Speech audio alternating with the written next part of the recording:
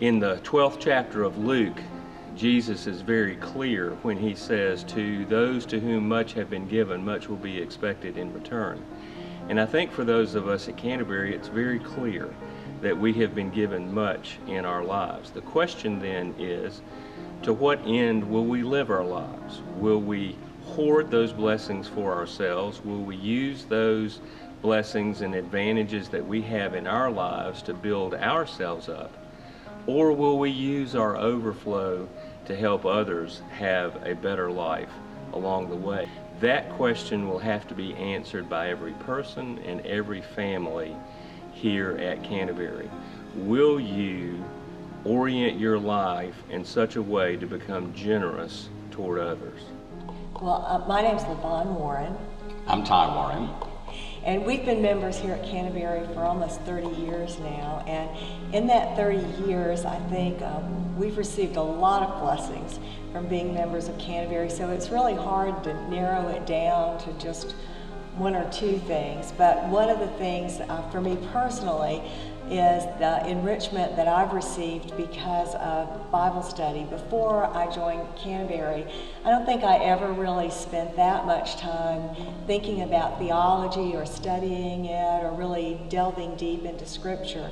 And that has enriched my life because it's helped me to think more about how I can become a more effective follower of Jesus and what that really means in my life. My name is Betty Gunn, and my family, part of my family, is a part of Canterbury, but my husband Bill and I came back in retirement.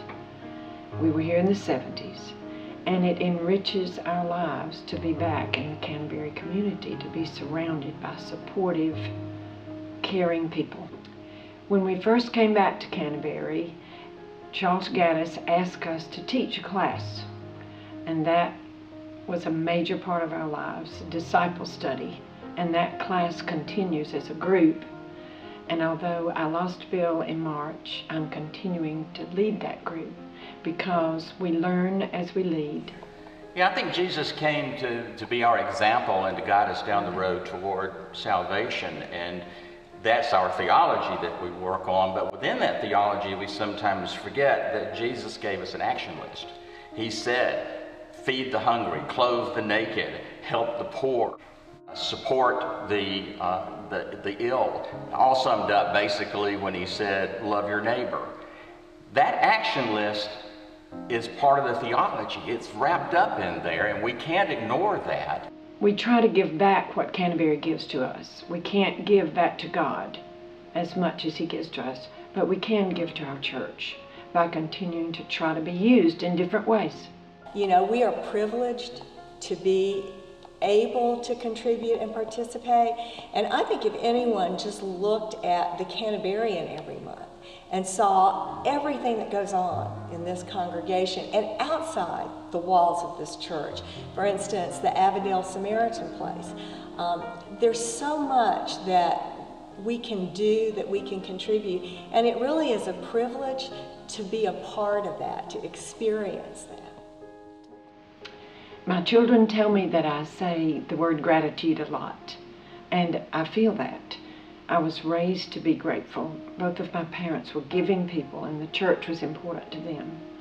But I would use this analogy. I like to bake bread, and I use bread starter.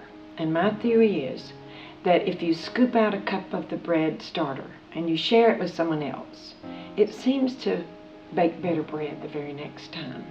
So as we give of our time, and particularly our talents, and our giving of financial, it may be a small gift, but it multiplies. And as we share, we gain a great deal that we wouldn't have otherwise. I'm grateful for opportunities like that.